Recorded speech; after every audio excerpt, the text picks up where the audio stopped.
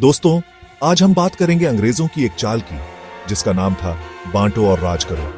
ये कोई जादू का मंत्र नहीं था, पर इसका असर किसी जादू से कम नहीं था। इस चाल से अंग्रेजों ने न सिर्फ राज किया, बल्कि कई देशों को सालों तक अपने कब्जे में रखा। कैसे? बहुत आसान है यार। लोगों को आपस में लड़ाओ और फायदा उठाओ। धर्म, जाति, भाषा, क्षेत्र, कोई भी बहाना चलता था। और अंग्रेजों ने इस चाल का इस्तेमाल बेडी चालाकी से किया। भारत, ऑटोमन साम्राज्य, दक्षिण अफ्रीका, ये कुछ उदाहरण हैं जहां अंग्रेजों ने इस नीति का इस्तेमाल करके अपना उल्लू सीधा किया। तो चलिए देखते हैं कैसे अंग्रेजों ने इस चाल से पूरी दुनिया में खेल खेला। अब बात करते हैं अपने भारत की। यहां अंग्रेजों ने बांटो और राज करो की नीति का सबसे बड़ा और दर्दनाक उदाहरण पेश किया। सालों तक हिंदुस्तान को लूटने के बाद जाते जाते अंग्रेजों ने एक ऐसा जख्म दिया जो आज तक हरा है, देश का बंटवारा। हिंदू और मुसलमान सदियों से एक साथ रहते आ रहे थे, लेकिन अंग्रेजों ने धीरे धीरे धार्मिक फूट डालनी शुरू कर दी। नौकरियां, राजनीति, हर जगह धर्म के आधार पर भेदभाव किया जाने लगा। नतीजा 1947 में भारत का बंटवारा और पाकिस्तान का जन्म। इस बंटवारे में लाखों लोग मारे गए, करोड़ों लोग बेघर हो गए, भाई भाई के खून के प्यासे हो गए। ये अंग्रेजों की बांटो और राज करो नीति की सबसे बड़ी और भयानक मिसाल है।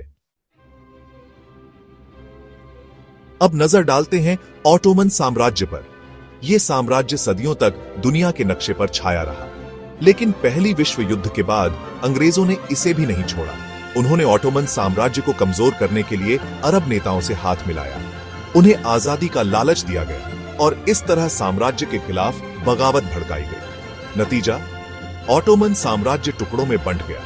नए नए देश बने, जिनकी सीमाएं धर्म और जाति को ध्यान में रखे बिना खींची गई। इससे आज तक उस क्षेत्र में अशांति और संघर्ष का माहौल बना हुआ है। अब चलते हैं दक्षिण अफ्रीका। यहां अंग्रेजों ने बांटो और राज करो की नीति को एक अलग ही रूप दिया। यहां उन्होंने गोरे और काले लोगों के बीच भेदभाव को बढ़ावा दिया। अंग्रेजों ने कानून बनाए जिनसे गोरे लोगों को तो तमाम सुविधाएं मिली, लेकिन काले लोगों को उनके अधिकारों से वंचित रखा गया। यही भेदभाव आगे चलकर रंग भेद की क्रूर व्यवस्था का कारण बना। रंग भेद के कारण लाखों काले लोग सालों तक अत्याचार और अन्याय का शिकार होते रहे। उन्हें वोट देने का अधिकार नहीं था, अच्छी शिक्षा और नौकरियां नहीं मिलती थी। ये सब अंग्रेजों द्वारा बोए गए भेदभाव के बीच का ही नतीजा था। सेक्शन 5, आर्थिक शोषण, भारत की बर्बादी का सच। दोस्तों, अंग्रेज सिर्फ लोगों को आपस में लड़ाते ही नहीं थे, बल्कि उनकी अर्थव्यवस्था को भी तबाह करके रख देते थे। भारत इसका सबसे बड़ा उदाहरण है। अंग्रेजों के आने से पहले भारत दुनिया के सबसे अमीर देशों में से एक था, लेकिन अंग्रेजों ने अपनी नीतियों से भारत को कंगाल बना दिया। भारतीय उद्योग धंधों को चौपट कर दिया गया। किसानों से जबरदस्ती खेती करवाई जाती थी और उन्हें उनके उत्पादों की सही कीमत भी नहीं मिलती थी। इस आर्थिक शोषण ने भारत को दशकों तक पीछे धकेल दिया। अब आप सोच रहे होंगे कि ये तो पुरानी बातें हो गईं। अंग्रेज चले गए, लेकिन उनकी चाल आज भी दुनिया में जिंदा है। आज भी कई ताकतें अपने फायदे के लिए बांटो और राज करो की नीति अपनाती हैं। देशों के अंदर फूट डालो, धार्मिक और जातीय तनाव भड़काओ और फिर अपनी मनमानी करो। ये नीति आज भी उतनी ही खतरनाक है जितनी पहले थी। इसलिए हमें सतर्क रहने की जरूरत है। हमें समझना होगा कि फूट से सिर्फ बर्बादी होती है, तरक्की नहीं।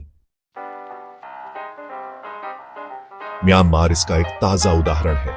यहां चीन अपनी चालें चल रहा है। वो एक तरफ तो म्यांमार की सरकार को समर्थन देता है, तो दूसरी तरफ वहां के विद्रोही गुटों को भी हथियार और पैसे देता है।